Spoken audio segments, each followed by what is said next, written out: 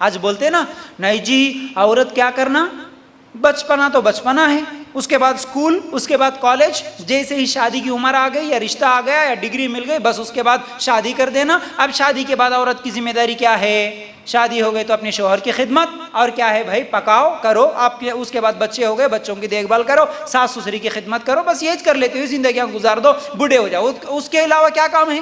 Time ملے تو T V دیکھ لو، یا نہیں تو ٹائم پاس ہونے کے لیے باہر گھومو، وہ رسماں رواجاں، مہندی کے ڈیزائناں، پرانے کپڑوں کی سلائیاں، نئے شاپنگ مالوں میں جا کے نئی نئی چیزیں دیکھنا کرنا، یہی ہے مسلمان عورت کی روٹین لائف جو ہوتی ہے، یہی ہوتی ہے۔ اس سے ہٹ کے کیا ہے آج؟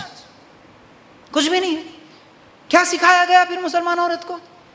وہ 25 سال محنت کرے سو ڈگری کہاں گئی؟ کچھ بھی فائدے کی نہیں رہی۔ وہ ڈگری دیکھ کے نہ ساس خوش ہوتی نہ سسر خوش ہوتا، کبھی چلے گئی 25 سال کی محنت پانی میں۔ یہ ہے کیا زندگی کا مقصد؟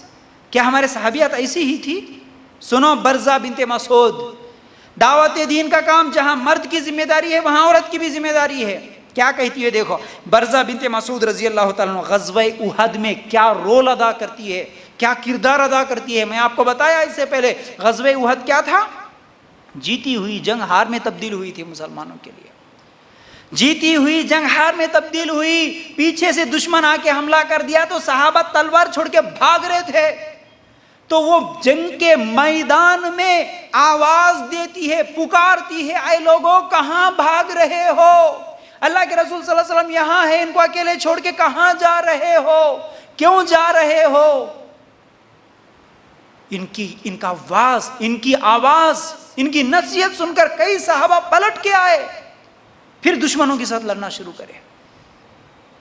نہیں جی عورت کیا کرنا، زیادہ سے زیادہ دین کا کام بولے تو قرآن سیکھ لینا، گھر میں چند بچوں کو پڑھا لینا، بس ہے یہ دین کا کام، اس سے زیادہ کچھ بھی کرنے کی ضرورت نہیں ہے۔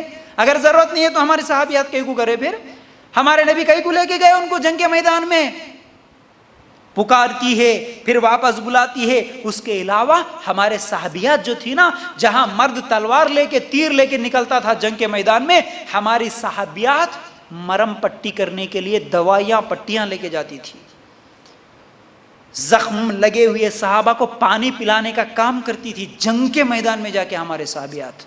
پھر یہی کون؟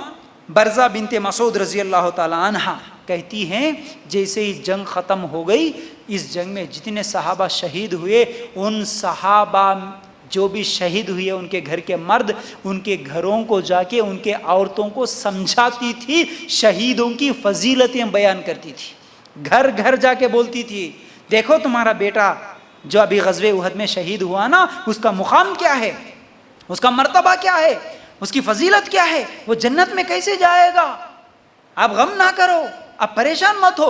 گھر گھر جا کے شہیدوں کی فضیلت بیان کر کے آتی تھی یہ برزہ بنت مسعود رضی اللہ عنہ۔ اگر عورت کے اوپر ذمہ داری نہیں تھی تو یہ صحابیات کہیں کو جاتی تھی، کیوں جاتی تھی؟ غور کرنا آپ، ٹھیک ہے۔ پھر اسی طرح دوسری صحابیہ کیا ہے؟ بصیرہ رضی اللہ عنہ۔ کون ہے بصیرہ؟ جو اسلام قبول کرنے کی وجہ سے ان کے اوپر روٹی پانی بند کر دیے تھے مکے کے مشرک، کھانا پانی بند کر دیے، ان کو باندھ کے مار رہے تھے۔ کبھی اسلام کے لیے کبھی ایک بات سننے کو، ایک مار کھائے کبھی ہم؟ اسلام کے خاطر ایک مار، دنیا کے خاطر تو بہت سارے مار کھائے، اسلام کے خاطر مار۔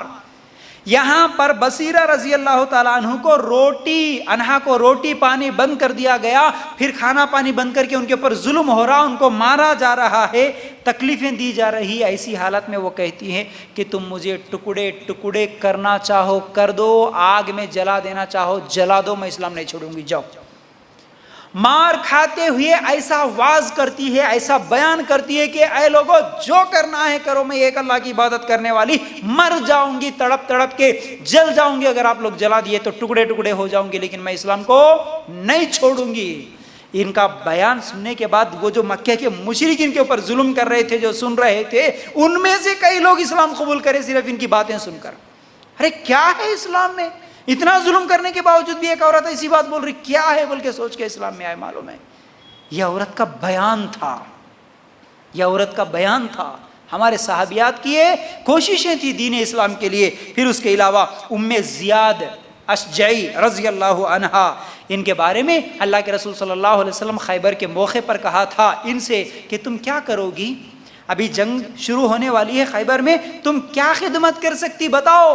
تو انہوں نے کہا تھا اللہ کے رسول صلی اللہ علیہ وسلم سے کہ میں دوائی بناتی ہوں، میرے پاس اچھی اچھی دوائیاں ہیں، جو بھی زخمی ہوں گے صحابہ میں ان کو دوائیاں مرم پٹی کروں گی، پھر اسی طرح جو جنگ میں شریک ہوتے نا ان صحابہ کو میں تیر لے کے جا کے دوں گی، اللہ کے رسول مجھے لے جائیے خیبر کے موقع پر، میں تیر اٹھا اٹھا کر دوں گی صحابہ کو، اور میں دوائیاں دوں گی، اور پھر اسی طرح میں پانی پلاؤں گی، ستو بنا کے کھلاؤں گی صحابہ کو جو بھوکے اور پیاسے رہتے ہیں۔ یہ ہمارے صحابیات ہیں، ایک نہیں ہے، ایسے صحابیات کئی ہیں جن کی قربانیاں ہیں۔ آج ہم کیا کر رہے ہیں؟ آج ہم کیا کر رہے ہیں؟ ایک اور صحابیہ جن کے بارے میں کئی مرتبہ آپ سنتے ہیں، ام سلیم ہے رضی اللہ عنہ۔ ام سلیم رضی اللہ عنہ، ابو طلحہ آئے تھے نا ان کے پاس نکاح کا پیغام لے کے، بولی کہ اے ابو طلحہ تمہارا رشتہ ایسا نہیں ہے کہ ٹھکرا دیا جائے، لیکن پھر بھی میں تمہارے سے نکاح نہیں کروں گی۔ کیوں؟ تم ابھی بھی بتوں کی پوجا کرنے والے اور میں ایک اللہ کی عبادت کرنے والی، ہم دونوں کیسے میاں بیوی بن سکتے؟ جاؤ میں تم سے نکاح نہیں کروں گی۔ فوراً سوچ میں پڑ گئے، مرد اس زمانے کا اچھا خاصا مالدار، سوچ میں پڑ گیا، دعوت پہنچی، اسلام کیا ہے معلوم ہوا، نکاح سے انکار کیوں کری؟ اسلام کی وجہ سے۔ غور کرے، فکر کرے، کلمہ پڑھ کے مسلمان بن گئے، اور پھر اسی اسلام قبول کرنے سے ان کے ساتھ نکاح کر لی ام سلیم رضی اللہ عنہ۔ عورت دعوت دین کا کام کرتی ہے صحابیات میں، عورت وعظ کرتی ہے، تقریر کرتی ہے، عورت جنگ کے میدان میں جا کے سپورٹ کرتی ہے، مدد کرتی ہے، شہیدوں کے کیا ہے فضائل بیان کرتی ہے، یہ سب ہمارے صحابیات کرے۔ آج کی عورتیں، آج کی لڑکیاں کالجوں میں جا کے بدکما کے سامنے ناچ رہی ہے، ڈانس کر رہی ہے، ڈی جے لگا کے ڈانس کرتی ہے، اعوذ باللہ من الشیطان۔ یہ ہے مسلمان عورتیں۔ کہاں چلے گئی شرم و حیا؟ کہاں چلے گیا اللہ کا خوف؟ کہاں گیا؟ ان کے ماں باپ کیسے ہوں گے؟ مجھے سمجھ میں نہیں آتا، جن کی لڑکی مندروں کے سامنے جا کے، مورتیوں کے سامنے جا کے، ڈی جے کے سامنے جا کے ناچے، وہ بھی برقع پہن کے، گھر سے نکلی برقع پہن کے، لڑکی کیا کر رہی اس کے اوپر نظر تک نہیں رکھے، ہماری بچی کیسا زندگی گزار رہی ہے، ان کے دوستوں کا ان پر کیا اثر ہو رہا ہے ان کو نہیں معلوم، وہ ناچ کے آ رہی نہیں معلوم ہو رہا، رات کہاں گزار کے آ رہی، دن کہاں گزار کے آ رہی، کس کے ساتھ پھر کے آئی، کس کے ساتھ کیا کیا، کیسے کیسے حالات ہے آج۔ جن کے ماں باپ کو اتنا بھی علم نہ ہو وہ تو دیوس ہے، پھر وہ دیوس جنت میں نہیں جائے گا۔ اللہ کے رسول صلی اللہ علیہ وسلم نے